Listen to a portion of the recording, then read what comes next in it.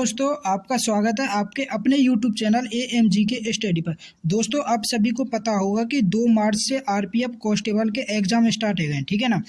तो 2 मार्च के first, second और थर्ड शिफ्ट के जितने भी क्वेश्चन हमारे पास आए हैं हम सभी को इस वीडियो में डिस्कस करने वाले हैं। दोस्तों अगर आप हमारे YouTube चैनल पर पहली बार आए हों तो हमारे YouTube चैनल को सब्सक्राइब जरूर कर लें और बेल आइकन को प्रेस कर लें, जिससे कि वीडियो आपके पास सबसे पहले पहुंच सके। दोस्तों वीडियो शुरू से लेकर लास्ट तक देखनी है, बीच में तो स्किप ना करनी, क्योंकि इस वीडियो में हम फर्स्ट, सेकंड और थर्ड शिफ्ट में जितने भी जीके के क्वेश्चन हमारे पास आए हुए हैं हम सभी को इस वीडियो में देखने वाले। देखो फर्स्ट पहले पढ़ेंगे हम फर्स्ट शिफ्ट में। देखो फर्स्ट शिफ्ट में जीके का पहला क्वेश्चन पूछा गया कि उपराष्ट्रपति का चुनाव कौन कराता है। भाई उपराष्ट्रपति का चुनाव कौन कराता है? तो भारत के संविधान के अनुच्छेद 66 के अनुसार, किसके अनुच्छेद 66 के अनुसार उपराष्ट्रपति का चुनाव निर्वाचन मंडल के सदस्यों के द्वारा कराया जाता है। किसके? निर्वाचन मंडलों के सदस्यों के द्वारा। अब वो निर्वाचन मंडल में कौन कौन से सदस्य होंगे? तो राज्यसभा के निर्वाचित सदस्य होंगे और राज्यसभा के मनोनीत सदस्य होंगे और लोकसभा के निर्वाचित सदस्य होंगे, ठीक है ना। नेक्स्ट देखो, नेक्स्ट क्वेश्चन हमसे पूछा गया कि भारत को चीन से कौन सा दर्रा जोड़ता है। भाई भारत को चीन से कौन सा दर्रा जोड़ता है? तो नाथुला दर्रा, काराकोरम दर्रा और शिपकला दर्रा। ये जो 3 दर्रे हैं ये भारत को चीन से जोड़ने को काम करें, ठीक है ना। तो इन तीनों में से जो सा ऑप्शन में दे रखा होगा उसे हम सही कर देंगे। तो नाथुला दर्रा, काराकोरम दर्रा और शिपकला दर्रा। नेक्स्ट क्वेश्चन देखो, नेक्स्ट क्वेश्चन हमसे पूछा गया कि राजस्थान का जो गणगौर उत्सव है, गणगौर उत्सव कितने दिन तक चलता है। भाई राजस्थान का ये जो गणगौर उत्सव है ये कितने दिन तक चलता है? तो राजस्थान का गणगौर त्यौहार 16 से 18 दिन, या तो ऑप्शन में 16 दिन दे रखा होगा या 18 दिनों तक चलता है। यह त्यौहार होलिका दहन के अगले दिन चैत्र के पहले दिन से शुरुआत होती है इसकी, ठीक है ना।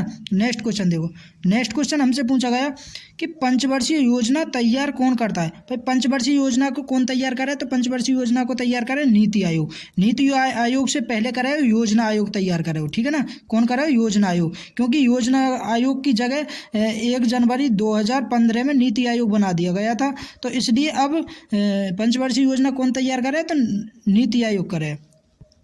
नेक्स्ट क्वेश्चन देखो, नेक्स्ट क्वेश्चन हमसे पूछा गया कि एलिफेंटा उत्सव किस महीने में मनाया जाता है। तो एलिफेंटा उत्सव किस महीने में मनाया जाता है? फरवरी के महीने में। किस महीने में? फरवरी के महीने में। और कहाँ पे? मुंबई में मनाया जाता है एलिफेंटा महीने।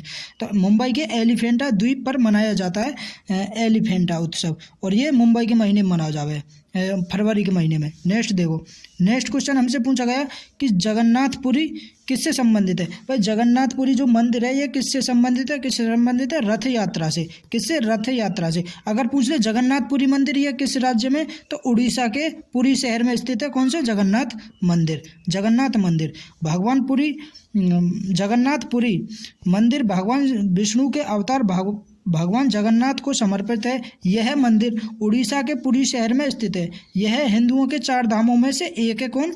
जगन्नाथपुरी मंदिर।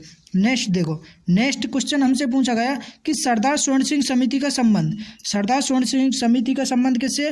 तो 42वें संविधान संशोधन से संबंधित है सरदार स्वर्ण सिंह समिति। तो सरदार स्वर्ण सिंह समिति की स्थापना साल 1976 में, मतलब 42वां संविधान संशोधन 1976 के द्वारा जोड़ा गया सरदार स्वर्ण सिंह समिति को। इस समिति का गठन भारतीय संविधान के मौलिक कर्तव्यों को शामिल करने के लिए किया गया था। मतलब भारत में मौलिक कर्तव्यों को शामिल करने के लिए सरदार स्वर्ण सिंह समिति का गठन किया गया।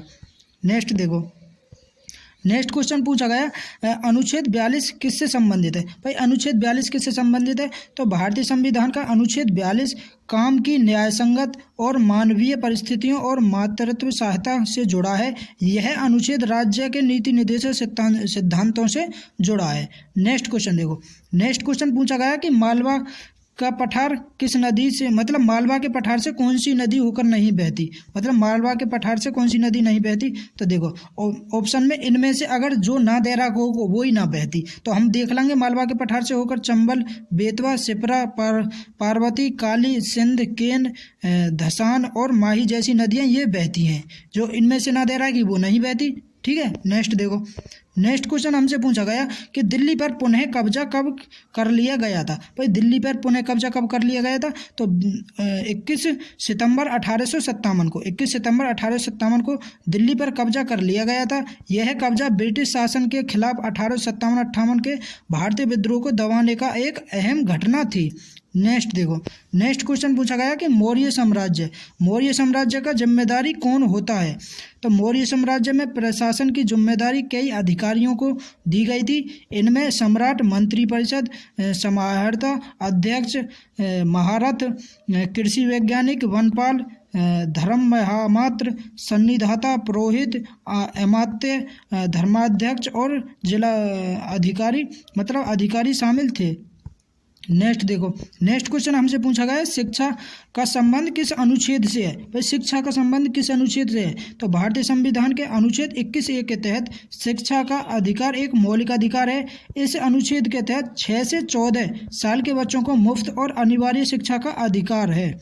नेक्स्ट क्वेश्चन देखो, नेक्स्ट क्वेश्चन पूछा गया कि अनुच्छेद 12 से 35 किस भाग में है। तो अनुच्छेद 12 से 35 किस भाग में, तो अनुच्छेद 12 से 35 भाग 3 में। किससे, भाग 3 में। और ये जो भाग 3 है ये मौलिक अधिकारों से संबंधित है। ठीक है, अगर पूछ ले कि भाग 4 में, तो भाग 4 में हमारे मौलिक कर्तव्य हैं, अनुच्छेद 36 से 51 तक, अनुच्छेद 36 से 51 तक मौलिक कर्तव्य है। ठीक है, देखो भारतीय संविधान के भाग 3 में अनुच्छेद 12 से 35 शामिल हैं, ये अनुच्छेद मौलिक अधिकारों से जुड़े हैं। वहीं भाग 4 में अनुच्छेद 36 से 51 शामिल है, ये अनुच्छेद नीति निर्देशक तत्वों से संबंधित है। नेक्स्ट देखो, 1857 क्रांति से 2 क्वेश्चन पूछे गए। अब हमें वो कन्फर्म ना है कि कौन कौन से क्वेश्चन पूछे गए। ठीक है, तो नेक्स्ट देखो, नेक्स्ट क्वेश्चन पूछा गया कि भारत ऑस्ट्रेलिया के बीच सेना अभ्यास कौन से नंबर का था। भाई जो भारत और ऑस्ट्रेलिया के बीच सेना अभ्यास हुआ वो कौन से नंबर का था, तो तीसरे नंबर का। तीसरे संयुक्त सैन्य अभ्यास का नाम ओस्ट्राहेड था। यह अभ्यास 8 से 21 नवंबर 2024 के बीच महाराष्ट्र के पुणे में आयोजित किया गया था। तो कितने नंबर को, तीसरे नंबर को। ठीक है ना। नेक्स्ट क्वेश्चन देखो, नेक्स्ट क्वेश्चन हमसे पूछा गया, नेक्स्ट क्वेश्चन पूछा गया कि भारत के प्रधानमंत्री के सलाहकार की मृत्यु 69 वर्ष की आयु में हुई थी, वो कौन है। मतलब कि भारत के जो प्रधानमंत्री के जो सलाहकार है जिनकी मृत्यु 69 वर्ष की आयु में है गई, उनको क्या नाम है, तो वो है हमारे विवेक देवरॉय, विवेक देवरॉय, जिनकी मृत्यु 69 वर्ष की आयु में है गई है। ठीक है, तो कौन है वो, विवेक देवरॉय। नेक्स्ट देखो दोस्तों, फर्स्ट शिफ्ट में जितने भी क्वेश्चन हमारे पास आए हमने वो पढ़ लें। अब हम सेकंड शिफ्ट के देखेंगे, सेकंड शिफ्ट में कौन कौन से क्वेश्चन पूछे गए। ठीक है, देखो सेकंड शिफ्ट में जीके के जितने भी क्वेश्चन पूछे गए, देखो मतलब जो हमारे पास आए, पूछे तो बहुत गए, 50 क्वेश्चन पूछे गए, 50 थोड़ू आए हमारे पास। देखो नौवीं अनुसूची किस संविधान संशोधन के तहत जोड़ी गई थी। नौवीं अनुसूची किस संविधान संशोधन के तहत जोड़ी गई, तो पहले संविधान संशोधन, भाई पहले संविधान संशोधन के तहत नौवीं अनुसूची को जोड़ा गया। और कब हुआ पहला संविधान संशोधन, 1951 में। कब, 1951 में। नेक्स्ट देखो, अगला क्वेश्चन हमसे पूछा गया कि तापमान की एसआई इकाई क्या है। तो तापमान की एसआई इकाई क्या है, तो केल्विन। तापमान की एसआई इकाई है केल्विन। तापमान मापने के लिए केल्विन के अलावा डिग्री सेल्सियस और डिग्री फ़ारेनहाइट जैसे पैमाने भी इस्तेमाल किए जाते हैं। तो हमें ये भी याद रखनी है कि तापमान के अन्य मात्रक डिग्री सेल्सियस और फ़ारेनहाइट भी हुए। ठीक है ना। नेक्स्ट देखो, नेक्स्ट क्वेश्चन पूछा गया, देखो नेक्स्ट क्वेश्चन पूछा गया अशोक के समय गुप्त साम्राज्य की राजधानी क्या थी। तो अशोक के समय गुप्त साम्राज्य की राजधानी पाटलिपुत्र नहीं थी, मतलब पाटलिपुत्र नहीं बल्कि मौर्य साम्राज्य की राजधानी थी। ठीक है, मौर्य साम्राज्य की राजधानी पाटलिपुत्र। मौर्य साम्राज्य में कई राजधानी प्रांत थे, कई राजधानी प्रांत है। तो मौर्य साम्राज्य की राजधानी प्रांत, जैसे कि अगर पूछ ले कि उत्तरापथ की राजधानी तक्षशिलाई। ठीक है, अगर पूछ ले अवंती राष्ट्र की राजधानी तो उज्जैनी थी, और कलिंग प्रांत की राजधानी तोसी थी, और दक्षिणापथ की राजधानी सुवर्णगिरी थी, और प्राची की राजधानी थी पाटलिपुत्र। ठीक है, नेक्स्ट देखो, नेक्स्ट क्वेश्चन पूछा गया हमसे कि उत्तराखंड का जो उत्तरायण पर्व है ये किससे संबंधित है भाई, किससे संबंधित है? उत्तराखंड का उत्तरायण पर्व सूर्य के उत्तर दिशा की यात्रा से जुड़ा है। इसे मकर संक्रांति के नाम से भी जाना जाता है। यह पर्व बसंत ऋतु के आगमन का प्रतीक है।